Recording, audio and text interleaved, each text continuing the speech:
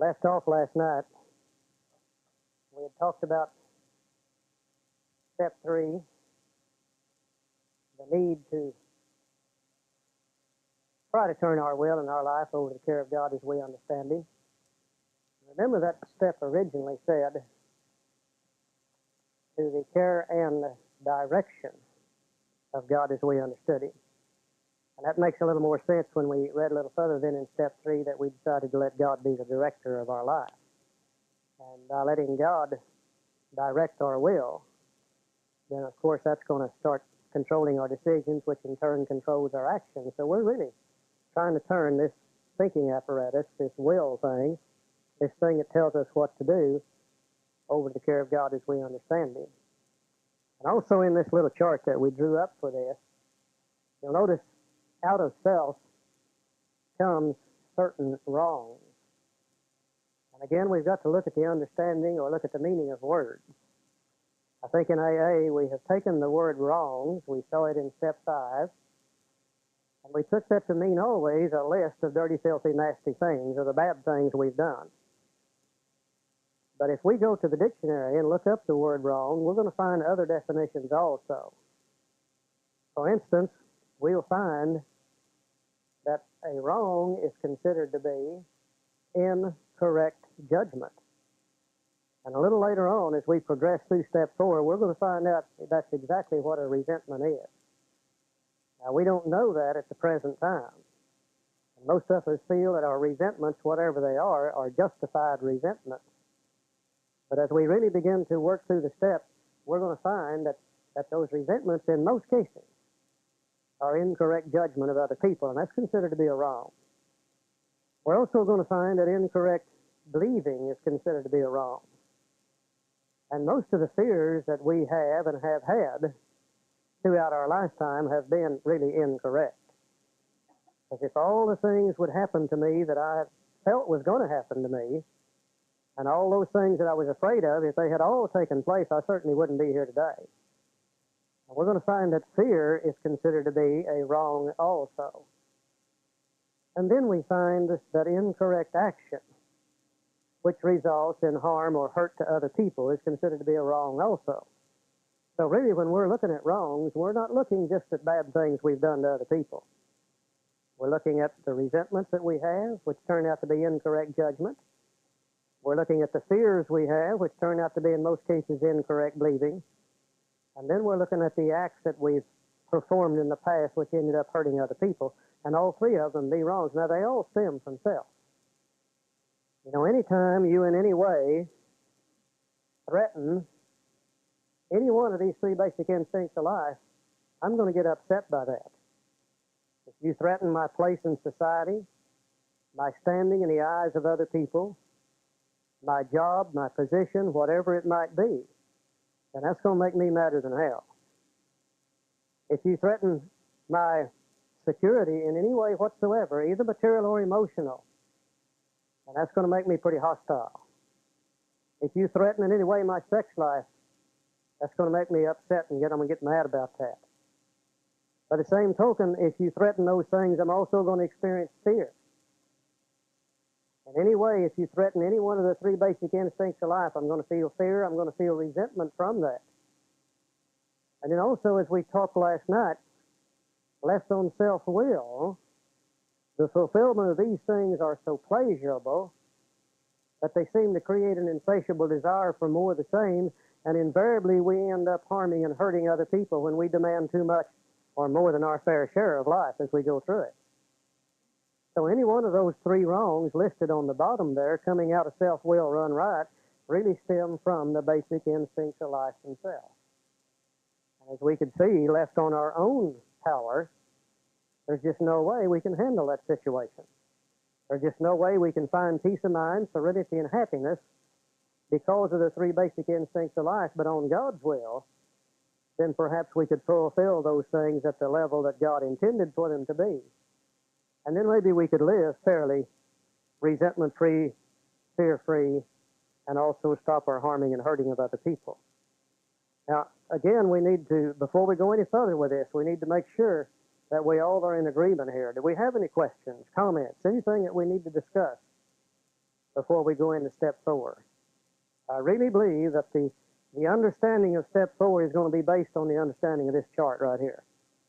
If we understand this chart, then step 4 is going to be pretty simple as we get into it.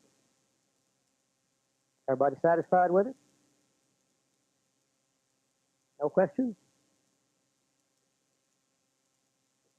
All right, let's move on just a little bit further.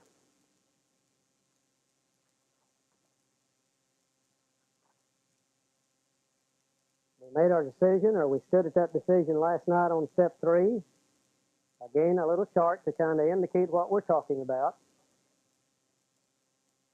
Road chart to decision. What we've really done up to this point is through the doctor's opinion and through Bill's story, perhaps through some of the description in chapter 2 and some of chapter 3, we've been able to see what the problem really was. We've been able to see the physical allergy to alcohol, the mental obsession of the mind, which makes us powerless over alcohol. And I get to playing with these words of power and powerless and lack of power and power greater than ourselves. And as I look back in my own particular life, when I was 14 years old, I took a drink. And that drink allowed me to do some things I'd never been able to do before. It allowed me to ask a girl to dance with me. It allowed me to dance with that girl without making any mistakes. It allowed me to ask her to let me take her home from the dance. It allowed me to get her in the back seat of a 36 Chevrolet and do some things I'd been wanting to do, but had always been afraid to try to do before. Alcohol did for me that night when I was 14 years old what I could not do for myself. And as I look back in my life today, alcohol became the power greater than I was that night.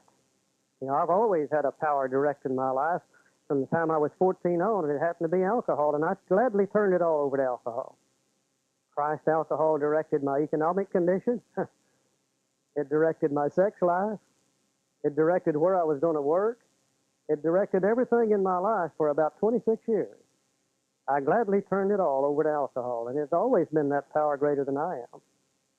Now, really, all I've done through the reading and the studying of the big book and everything, I've been able to see where there is another power that's greater than I am that maybe will not destroy me like alcohol did. So here I am powerless over alcohol, and here I find the power to overcome the power of alcohol. And in either case, I'm dealing with a power greater than I am. And if I look at it in that way, then this power here is not quite as bad as this one up here was. I may not much want this one, but I sure as hell don't want that one. So the question now is, after I've learned all these things, I now stand at the turning point. It's up to me to make a decision. And the decision is very simple, as the book says. I can decide I can opt for this power here. I've seen many people do this in AA. They say, certainly I'm powerless over alcohol. Sure, there's a power greater than human power can solve the problem, but I don't want him to solve it because I want to drink. And many of us do that, and we continue to drink over and over and over until we die or change our attitude, one of the two. Sometimes we say, well, yeah, I'm powerless over alcohol, and sure, I believe God can handle the situation, but I don't want him to because I want to do this my way. And I speak from bitter experience. I tried that for 1.5 years, refusing to have anything to do with the God thing, and almost died from the disease of alcoholism. So that decision can go many ways. Certainly, if we decide to not let that power do that for any reason, then probably we're going to turn down the road or continue down the road of disbelief, continue to drink until we have insanity or death, one of the two. Hopefully, though, we'll take the other direction, and we'll begin to believe that this will work, and we'll be willing to accept it in our life, and then we're heading down the road to sanity and sobriety. But nobody but us can make that decision for us. We have to make that for ourselves. And again, we can see without the proper information to see these two things, then it would be impossible to take step 3. So all the first part of the big book is designed to give us this decision that we make right here. Last night we made the decision. We took the prayer and used the prayer, and we could see how that was the beginning of our recovery. And the book said it was only a beginning. There really isn't too much comes out of step 3. Some, but in most cases not a whole lot. Just enough removal of self to allow us to begin to get on with the rest of the program. Now, Bill tells us at the bottom of page 63, next we launched out on a course of vigorous action, the first step of which is a personal house cleaning, which many of us had never attempted. Though our decision was a vital and crucial step, it could have little permanent effect unless at once followed by strenuous effort to face and to be rid of the things in ourselves which had been blocking us. Our liquor was but a symptom, so we had to get down to causes and conditions. And I think the thing I like to look at in that particular statement, 2 things. Even though step 3 is a vital and crucial step, it will have little permanent effect unless we at once follow it up by an effort to face and be rid of the things in ourselves which have been blocking us. And everybody in AA says today, but how long should you wait before you take step 4? Should you wait 30 days or 60 days or 6 months or a year or 2? I heard a recovering AA member the other day who happens to be a counselor make the statement that he felt that you ought to be in AA and sober for 2 years and get your head completely cleared up before you take step 4. Well, again, what I think he's saying is you ought to get well before you take the step. And he's got the cart before the horse. We take the steps to get well. Bill says we take it at once after step 3. And, you know, that kind of does make sense. As far as I know, 4 has always followed 3. It's right behind it, always has been. I really don't see a lot of reason to procrastinate on this stuff. We're not going to do it perfect, that's for sure. I think one of the things that holds us back in this step 4 thing is in our desire to be perfectionists. We would like to be able to ensure ourselves it's going to be perfect before we take it, but let's face it, it's never going to be perfect. A little later on in the book, it talks about our grosser handicaps. And there are certain things that seem to be obvious in every alcoholic that blocks us off from God's will. And if we can look at those and get rid of them, then immediately we're going to start feeling better. And that probably will give us an opportunity then to stay sober long enough to begin to work on all those other things that give us some trouble also. But if we don't get rid of the gross handicaps, then chances are we're going to go right back to drinking. Now, I think there's been 2 reasons for not taking step 4 for a long time. One, fear. And sometimes I think the older members of Alcoholics Anonymous are the cause of some of that fear because we tend to make step 4 harder than it really is. We tend to tell the newcomer, oh boy, just wait till you get to step 4. Now, by God, it's tough. It's really, and really, it's not that tough. Step 4 done the way the big book says to do it is a relatively simple, easy thing to do, really. The other thing that tends to hold us back in step 4 is we don't understand how to do it. For years and years and years, most of us overlook the information in the big book on step 4 because it is so simple that with our complicated minds, we kept looking for something harder than it really is. The example on page 65 has already been filled out, and we didn't know the procedure that Bill followed to fill that out. So in our confusion, many of us went to step 5 and picked up a statement out of that and began to do step 4 based on what we thought it meant in a statement in step 5 where it said, all your life story. And we said, that's what they wanted us to do in step 4. We let something in 5 determine what we ought to do in 4. So many of us sat down and began to write all our life story. I did that myself the first time I fooled with this because I didn't know any difference. And that's what the majority of the people told me to do. Now, I don't really know how many pages I had in all my life story. It wasn't all that damned important, but I thought it was. I had 70 or 80 or 90 pages or something like that. And I'll never forget, I took them to this fella, and he read them, and he said, it's not very pretty, is it? And I said, no, it isn't. And he tore it up, and he threw it in the waste paper basket, and he said, now, you'll never have to be that way again. Well, I didn't get anything at all out of that. Because in the first place, everything I wrote down in my life story, I already knew. So I picked up nothing new by the writing of my life story.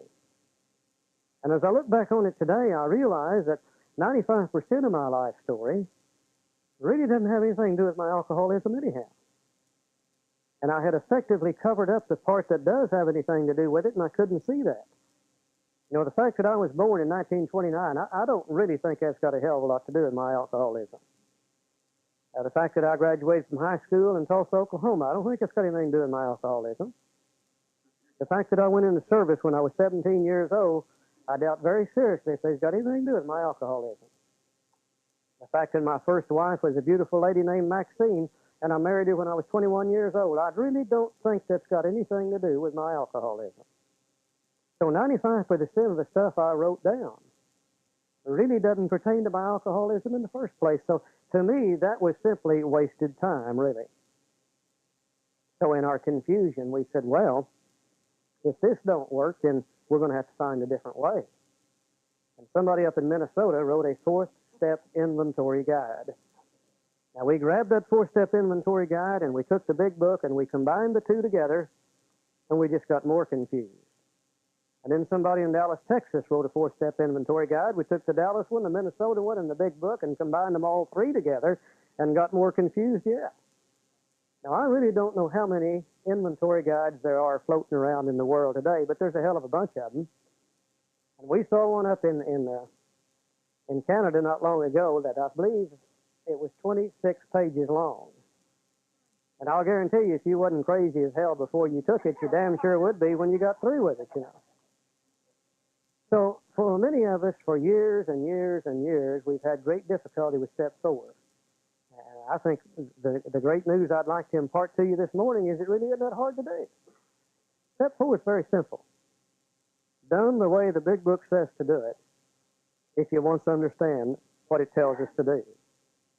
And I think in order to understand how to do step 4 according to the big book, you've got to get inside Bill Wilson's head. Remember, Bill is a guy that teaches by telling stories. Bill is a guy that teaches by building or drawing pictures in our mind with words. We've seen him do it before, like, for instance, when we talked about the great ocean liner, and we've seen him building the spiritual structure in our mind, and he loved to teach in that manner. We had another great teacher that lived a couple thousand years ago that did the same thing. And when he wanted to teach, make a point, and get it across to people, he always talked to people in a language that they understood. For instance, if he wanted to teach something to a shepherd, he told the shepherd a little story about sheep. And in doing so, the shepherd would understand what he said. When he talked to the fisherman, he would tell him a little story about fish. And in doing so, the fisherman would understand what he said. And when he talked to the farmer, he talked about cattle and grain. Now, he told the same point to all three, but he used a different terminology and different words so that they would understand what he said. And Bill does that in the big book, and he assumes sometimes that you and I may know things we don't know. And in this 4-step thing, he's going to talk about not our personal inventory so much as he's going to talk about a commercial or a business inventory, assuming that you and I know something about a business inventory. And then he's going to use that inventory to show us how to take our own personal inventory. But the first thing he's going to talk about is a business inventory. Let's take a look and see what Bill had to say.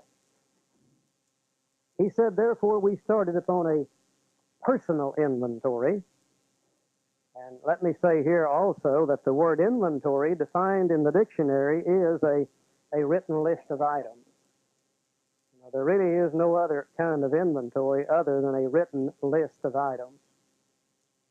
Many of us tend to think we can take it in our head or we can take it mentally. But if we do so, we're not really taking the inventory as the book tells us to do it and as the dictionary defines it. For instance, if you've been in your kitchen and you're looking around at your foodstuffs to see what you're going to buy when you go to the store, and you come out of the kitchen and somebody said, what have you been doing? You say, I've been in there inventorying my food stocks. No, if you haven't made a written list of those things, you've just been in there looking around. You really haven't taken an inventory without a written list. And he says we started upon a personal inventory. This was step 4. But immediately, he jumps from personal to business. So we're going to see that he's going to talk about two different kinds of inventory. Wouldn't you know, the first time I wanted the blackboard, the ink wouldn't be there. Where is it? While she's doing that, I'll tell you a little joke. Got any Catholics in the room? Yeah? Wouldn't offend you if I told a joke, would I, about a Catholic, since we've been talking about Southern Baptists? This little Catholic boy, he's back during the Depression years when time was tough and nobody had anything, and this little boy wanted a bicycle. Oh, so bad. He's 11, 12 years old. Kept bugging his dad and talking to his dad about the bicycle. Dad said, son, I just don't have the money. He said, there's no way that I can afford the money we need to buy a bicycle. It's barely make enough money to feed you and clothe you and your brothers and sisters. He said, why don't you talk to God about that and see what God would do for you? Little boy said, okay. He thought that was a good deal. He goes to his bedroom. He gets out a pad and a pencil. He decides he'd write a letter to God. And he starts his letter out and he said, Dear God, I'm a little Catholic boy and I'm 11 years old and I've never had a bicycle and I really want one. And he said, no, hell, that wouldn't work. I better write it to Jesus. And he tears the paper up and throws it away and he starts writing a letter to Jesus. And he said, Dear Jesus, I'm a little Catholic boy. And he said, I've always wanted a bicycle. And no, he said, hell, that won't work. And he thought a little bit and then finally he looked up on the dresser and he saw a little statuette of the Virgin Mary on the dresser. And he gets up and he gets the little statuette, goes to his underwear drawer, pulls it open and takes a pair of socks out and puts the statuette inside that pair of socks and rolls it up and puts it way back in the back of the drawer and very carefully covers it all up. And then he comes back and sits down at the table and he said, Dear Jesus, if you ever want to see your mama again,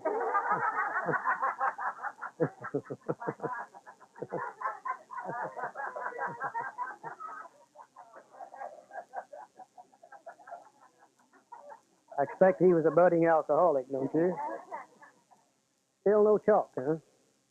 Well, I'll be damned. I bet we had 40 rolls of that stuff the other day. Where did she go, Bill? You still looking, hon? This would be a lot better if we got chalk. That thing won't mark. That's a pointer.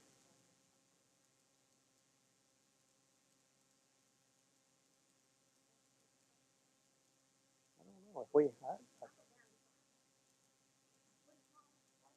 It's a marking pen or a flow pen for a white chalkboard or a white blackboard.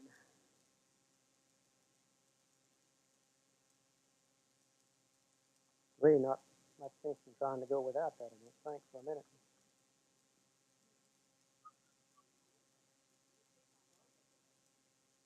Yeah, can't put it on that whiteboard, though.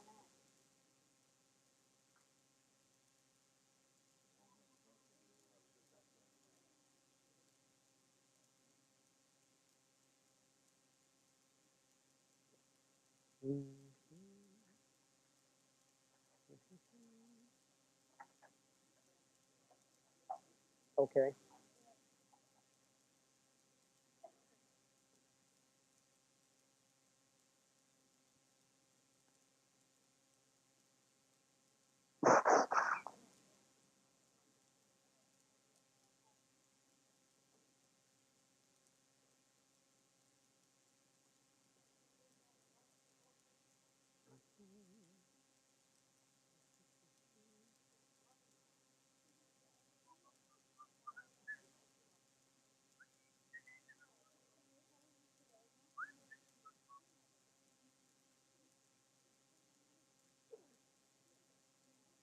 Think about it.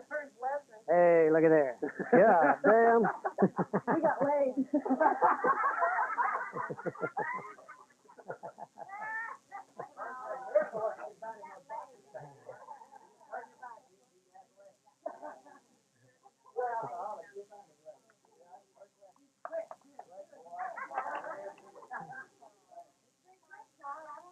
I didn't know I was going to have to lose this chalk to let him do that. Don't like that either. That damn thing won't erase. Good enough.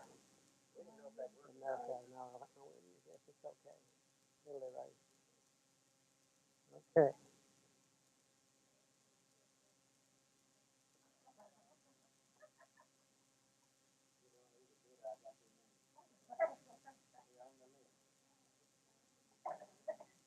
Okay, up here on our blackboard, we divided the board into two sides. One side we're going to put business, the other side we're going to put personal. He has talked about already those two kinds of inventories, personal and business. I think our first comparison that we need to make with what Bill is talking about is we probably all realize that a business which takes no regular inventory usually goes broke. If you've got a business selling ladies' purses, men's watches, bicycles, whatever it might be, if you don't go in there and inventory once in a while, you really don't know where you stand. You don't know what's been sold out of your store. You don't know what's been stolen out of your store. You don't know what has become damaged and nobody wants to buy it. You don't know what's become obsolete and out of style and nobody wants that. You don't know what you need to put on sale in order to get rid of it, because if it's sitting there and you probably got borrowed money tied up in it and you're paying interest on it and nobody's buying it, and if you don't get it out of there, it's just going to eventually eat you up. And I think we would all realize that a business inventory, if you don't take that once in a while, probably you go broke in your business. Well, now, I think you and I have a business also. And I think we have a personal business that's probably the most important business in the world to us. And that's a business of finding a way to live so that we can be peaceful and happy and free and not go back to drinking alcohol. And if we don't inventory in our personal business, chances are we're going to go broke too. And for us, going broke is to go back to drinking. And I think that's the first comparison Bill is making here, is that in either case, without an inventory, we're probably going to go broke in our business. And ours is in the business of staying sober. But then, rather than talk about a personal inventory, he then jumps on immediately into this business inventory. And let's see what he says about the business inventory. He said, taking a commercial inventory, now Dad burned him, he could have used the word business again, but he didn't like to do that. See, he don't like to repeat himself, so he used the word commercial this time. But it means the same identical thing. Taking a commercial or a business inventory is a fact-finding and a fact-facing process. So over here under this business inventory, I'm going to put the words fact-finding and fact-facing. It is a fact-finding and a fact-facing process. He then says, it is an effort to discover the truth, and we're going to put the word truth down here. And his effort to discover the truth about what? About the stock in trade. Now, we all know what the stock in trade is in a business inventory. The stock in trade is what's he got in there for sale. It's the shoes, it's the purses, it's the bicycles, or whatever it is that he's got in there for sale is considered to be the stock in trade. Now, one object is to disclose damaged or unsaleable goods and to get rid of them promptly and without regret. And that's one of the major items or major things that we're trying to find in an inventory in a business is damaged goods, unsaleable goods, face the truth about them, and get rid of them promptly and without regret. Now, sometimes the owner of the business really doesn't want to get rid of those things. Because remember, he made the decisions to buy them, he or she, and God, I hate to admit that they're wrong. And sometimes they tend to want to keep those things on the shelf when even if it's obvious that it's costing them money, it may cause them to go broke. Sometimes they don't want to face that fact. But the main thing we're looking for in this business inventory is to find out those facts and face those facts truthfully about the stock in trade and get rid of those damaged and unsaleable items. Now, I don't think that's hard for any of us to see at all. Let's see what he says next. He said we did exactly the same thing with our lives. Now, what he's saying to us is that what I've just told you to do in a business inventory is what we did in our own lives.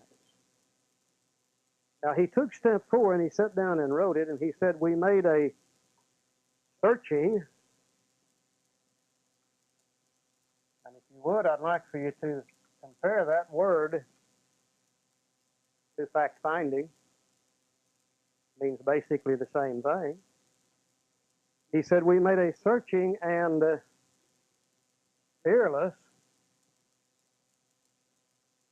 If you would, I'd like for you to compare that word to fact-facing, which means basically the same thing. We made a searching and fearless moral. And when we saw the word moral, I think right there is where we went wrong. Because we said, uh-oh, there it is. There's that list of dirty, filthy things. There's those things we don't want to share with another human being. We don't even want to look at them ourselves. We don't want to talk to God about them. We don't even want to consider them, period. But I don't really believe that's what Bill intended. I'm not sure what all Bill Wilson knew, but I'm sure of one thing. Bill Wilson knew the English language. And I think if he had wanted you and I to make just a list of dirty, filthy, nasty things, he would have said we made a searching and fearless amoral or immoral inventory. And he didn't say that, he said moral. So again, my keen intellectual alcoholic mind led me back to the dictionary. And I looked up the word moral, and I find several definitions in there, as with most words, depending on how you use them. But one definition I think fits as perfect. It is moral is nothing more than truth. Moral and truth mean the same thing if you go look them up in a dictionary. So if we would tie these two words together, we see what we're really beginning to look for. We're beginning to look for the truth about ourselves. He said, we made a searching and fearless moral inventory of what? Of ourselves. Now, we'll tie ourselves together with the stock in trade. You know, we are our stock in trade in our business of staying sober. We're the only thing that we have to sell in our business of staying sober. Now, the only thing in my business of staying sober that could be considered as a stock in trade is what? Right up here, right up here, how I think. We all know that stinking thinking leads to drinking. We all know that if I'm thinking okay, I'm probably going to stay sober. If I'm thinking lousy, I'm probably going to end up drunk. Now, the only thing that we have to sell in our business of staying sober happens to be our thoughts. And I like to look at my head as a little bitty store. And I like to look into that store, and over here I've got some display cases, and I've got certain thoughts over here. And over here I've got probably some locked cabinets, and I've got some thoughts locked up in those cabinets. And up here in the front I've got some thoughts that are on display out here on the floor. And back here in the back of my head I've got some storerooms, and I got some thoughts stored up back in those rooms. And let's face it, some of my stock in trade up here in my head, some of it's damaged. Some of it's unsaleable. And some of it is sure as hell gone out of style a long, long time ago. Now, if I could take the damaged and unsaleable goods and get them out of my head, out of my store, out of my business, then maybe they could be replaced with good items, and I would have a better stock in trade. And that's all in the world that inventory does, period. In a business inventory, it's taking out the bad, replacing it with good stuff, so people can and will buy those items. In my business of staying sober, it's nothing more than removing the damaged and unsaleable thoughts and replacing them with the good thoughts.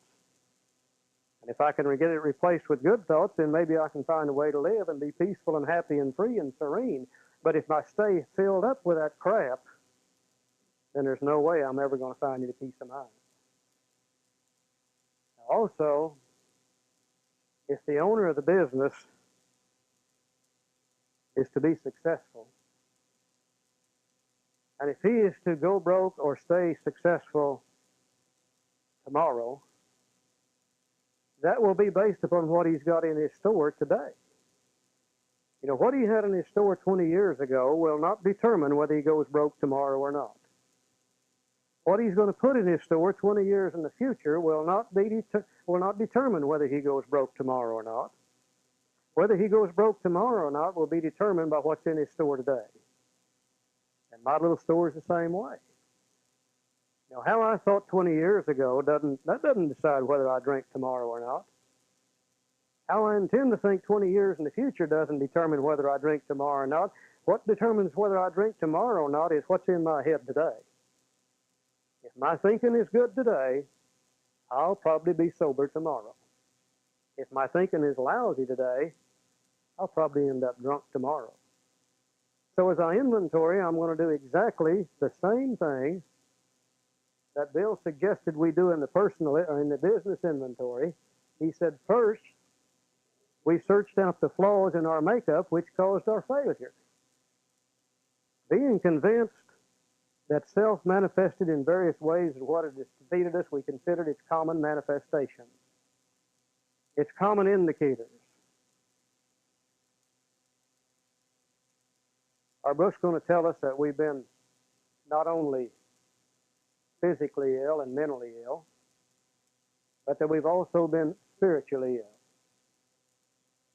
In all three of those illnesses, there are always certain manifestations, certain indicators of them. For instance, if I'm physically ill, I go to a doctor such as Bernie here, and my physical illness will display certain symptoms. And Bernie will read those symptoms and diagnose what's wrong with me, and then be able to write a prescription for that. If I'm mentally ill, I normally go to a psychiatrist. And my mental illness will display certain symptoms. And the psychiatrist will read those symptoms, diagnose what's wrong with me, and be able to write a prescription for that, hopefully. If I'm spiritually ill, it's also going to display certain symptoms. Now, the beautiful thing about it, these symptoms that go along with spiritual illness, you do not have to be a professional medical man, either mentally or physically, to read them. All selfish, self-centered people are physically ill, and they have been cut off from God. To be spiritually ill means one who's separated from God. And as we could see in our little picture a while ago, because of self-will, we have developed these three basic wrongs at the bottom of the sheet. You show me a selfish, self-centered person, and I'll show you one that's madder than hell all the time. Or we don't know what's coming along, but by God, if they'd treat us a little better, if she hadn't have done that, if he'll do this, if the damn government hadn't have done what they did, if the damn weather was better, by God, they're not going to do me that way. I'm going to show them. All selfish, self-centered people are constantly full of anger. Now, a mind that is churning with anger, a mind that is churning with how to get even with those suckers, there's simply no way that God can enter that mind and direct that mind. Some of our damaged and unsaleable goods consist of those thought patterns which deal with anger, resentment, and etc. Show me a selfish, self-centered person, I'll show you one that's scared to death all the time. Now, we don't know what the hell is going to happen to us, but we know that by God, when tomorrow gets here, it's not going to be very good. Whatever it is, it's not going to be worth a damn. You remember in Little Abner, they had a guy that ran around all the time and had a little rain cloud hanging over his head and raindrops falling out of it, and everywhere he went, he just completed He just caused complete catastrophe. They called him Joe Blitzfig or something like that. That's me. You know, I didn't know what it was going to be, but I knew when he got here it wouldn't be worth a damn, whatever it was. Constantly running on fear. Fear that I'm going to lose something I've already got. Fear that I'm not going to get something I want. Fear that they're not going to think well of me. Fear that they're going to find out what I was doing last night. Fear, fear, fear, fear, fear, fear, fear. And God came into a mind filled with fear. All selfish, self-centered people end up hurting a lot of people. Because of these three basic instincts of life and the completion and full fulfillment of them, there's just no way a selfish, self-centered person can live without hurting other people. And we hurt other people, then that creates more fear for us. That creates more guilt and more remorse for us. And those people retaliate against us, and that creates more pain and more suffering for us, which in turn leads to more resentment and more fear. And a selfish, self-centered person just cannot have any peace of mind, no serenity, and no happiness. You don't have to be a medical doctor or a psychiatrist to read the symptoms of spiritual illness. We see them around us all the time.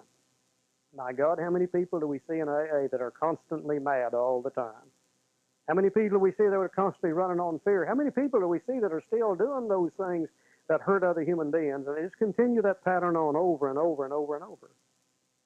Bill said, what we need to do is look at these three common manifestations of self. Now, not only are we going to look at them, we're going to analyze them.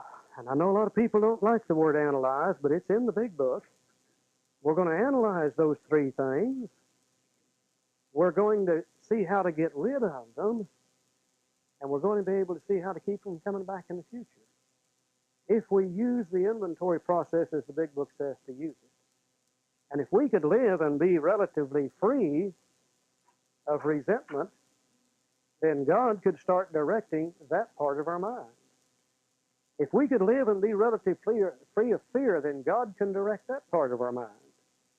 If we can live without hurting and harming other people, then God can begin to come into that part of our mind and that part of our life, and we may find there's a little bit of peace and serenity in here. Now, I'm going to make a statement now which I'm sure some of you won't like, but that's okay too. And the statement I'm going to make is we do not have to look at our assets. Nowhere does the big book tell me to look at my assets. It says, look at my liabilities. Look at the damaged and unsaleable goods and get rid of them promptly. Now, if it's true that God dwells within me, and I'm 100% convinced that it is true, then I've already got those assets inside me. But I really don't have to look at them. All I got to do is get the garbage out of the way that's kept those things repressed inside me all my life. I've always had some love. I've always had patience. I've always had tolerance. I've always had courage, but I never could use those things because in my chase for money, power, prestige, and sex, those things were obscured, and I operated on the defects of character or the bad qualities of myself. Now, as the crap disappears, I'm going to find that the good can automatically start coming to the surface. But if I'm resentful, there's no way I can be loving. If I'm resentful, there's no way I can be patient and tolerant. Oh, if I'm full of fear, there's no way I can display courage and trust you. And if I am selfish and self-centered, there's no way that I can be understanding and considerate of other people. I've got to do for me and me only. But those things are there. And if God dwells within me, if I can remove the crap that obscures them, then maybe they can come to the surface. Now, Bill not only tells us what to look for, but he also tells us how to do this. In the next paragraph, he's going to begin to explain to us how to look at these common manifestations of self. And that's just what I was afraid of. I've got to have a wet towel. A wet towel.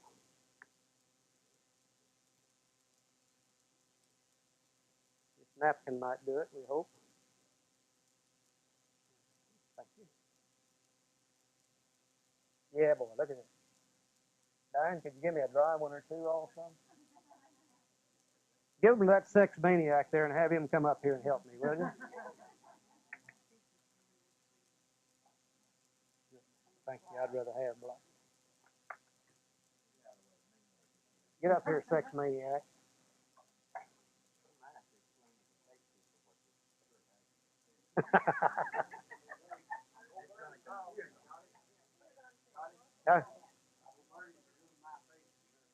Yeah, yeah, yeah. Some are thicker than others.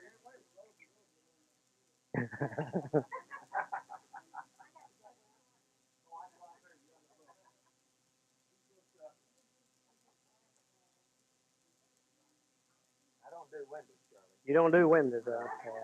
You do a fine job on blackboard. Thank you. That gal's pretty sharp, isn't she, huh?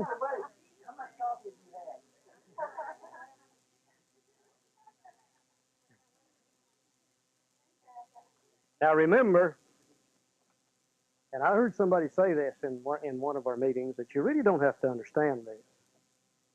About all you really have to do is do it. And then after you get through with it, you can probably look at it and say, oh yeah, that's why I had to do that. How many times in my life have I tried to put something together and disregarded the instructions and put it together my way and got about halfway through it and screwed it all up. And then finally got out the directions and read them and said, oh yeah, that's why I should have done it that way. See? And the same thing I think is going to be true here. We don't have to completely understand in order to be able to do this. Bill said in that last paragraph on page 64, resentment is the number one offender. It destroys more alcoholics than anything else. From it stem all forms of spiritual disease, for we've been not only mentally and physically ill, we've been spiritually sick. When the spiritual malady is overcome, we straighten out mentally and physically. In dealing with resentments, we set them on paper. Now, that should lay to rest forever, whether it's going to be a written inventory or a mental inventory. If we're going to set it on paper, we're going to have a piece of paper, pencil, pen, paintbrush, typewriter, computer, some way to put these things down on that piece of paper. On page 65, he gives us an example. Up here on the board and in your handout sheet, we have made up a sheet, and we want to emphasize that this is not anything new. We're not trying to bring another inventory into AA. We got enough of those. What you have in that blank sheet is nothing more than page 65 in the blank form. You will notice on his sheet, he has, for column 1, I'm resentful at. He has in the next column the cause, and he has in the third column affects my. Now, all we did in that third column was take the words that Bill has used, which deal with the 3 basic instincts of life, which, by the way, we talked about in step 3, and subdivided them. For instance, under the social instinct, we use the words self-esteem and personal relationships, which are exactly what he uses.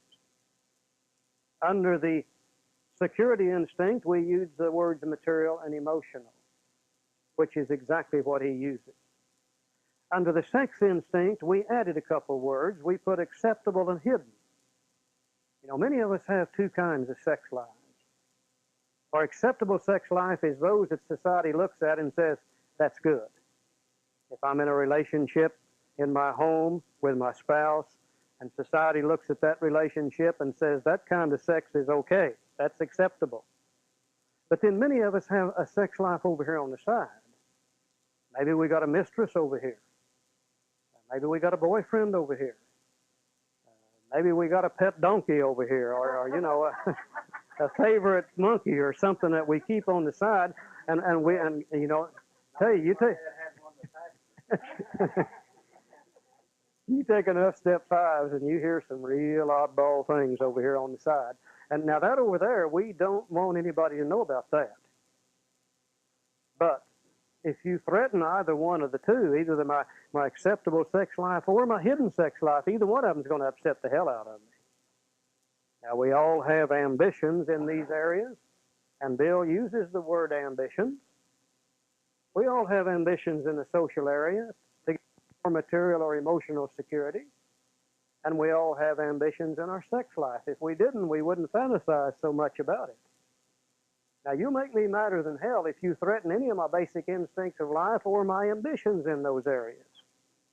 For instance, if I've got a girl over here on the side that I've been taking out to dinner and treating her real good with the idea that sooner or later we're going to go to bed together, and you step in and interfere with that, makes me madder than hell. Christ, I've done spent $28 on her, and you cut me out, I'm going to be madder than hell. See? Now, if you would take column 4 and just kind of fold it under, I'm going to move this one where you can't see it. And just fold yours under where you can't see it. We're going to use it a couple pages later. But if you would do that, then you would have page 65 in the blank form.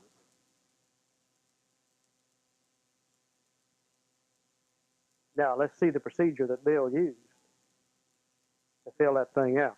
He said, in dealing with resentments, we set them on paper.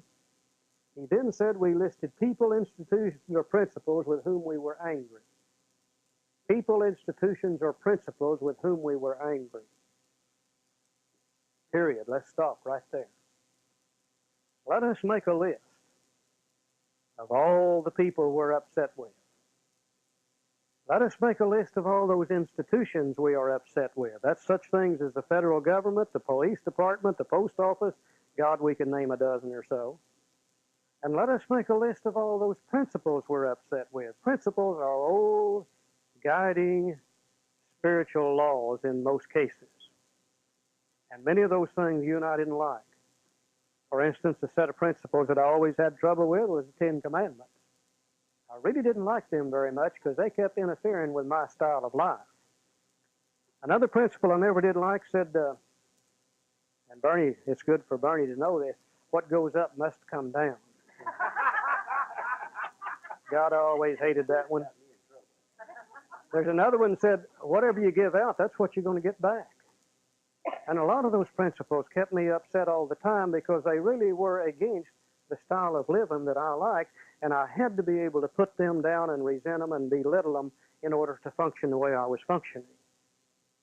Now, this is really not hard to do if we follow the directions. We have been taught to read and write from left to right. But if we do that in that inventory, we're going to confuse ourselves. Because we're going to put down one name, and then we would have to put down the cause, and then we would have to put down the part of self that was affected, and you have to work on 3 different things at the same time, and you do that with 2 or 3 names, and your mind becomes so confused that you don't know where you're going. But what can be more simple than to list the people, the institutions, and the principles with whom we are angry, going from top to bottom? I've never seen an alcoholic yet that don't know that. My God, we spend thousands and thousands of hours in bars sitting around and talking about that all the time. Now, all we got to do is take it out of our head and put it down on a piece of paper. You don't have to be sober a long time. You don't have to have a great education. If you can't write, you simply ask somebody to write the names down as you feed them to them. And nothing can be more simple than this. It just isn't that hard to do. Now, I think when we finish that list, we're going to be absolutely amazed. I was one of those that said, well, I don't have many resentments, that I'm an easygoing guy, and I get along pretty good in life. But as I began to write those resentments down, I began to realize how many resentments I really do have. Bill, in the example on page 65, showed 4. The sheet that we have given you has room for 8. I'm sure you all can get your resentments on that 8-space sheet, but I couldn't. You know, I filled out the first 8, and then I got another sheet and started on it. And when I got it done, that made 16, and I got another sheet and started on it. And when I was through with it, that was 24. I got up there about 98. And I began to realize that, by God, I'm mad at everything. I began to realize that resentments really do control my thinking. Now, if resentment controls my thinking, then it's also going to determine my decisions and my actions, because actions always follow thinking. And I made a decision to let God direct my thinking, and if resentments do that for me, then God can't.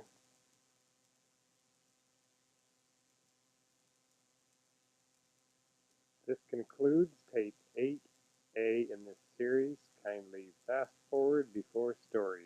Thank you. Continue to tape 8B.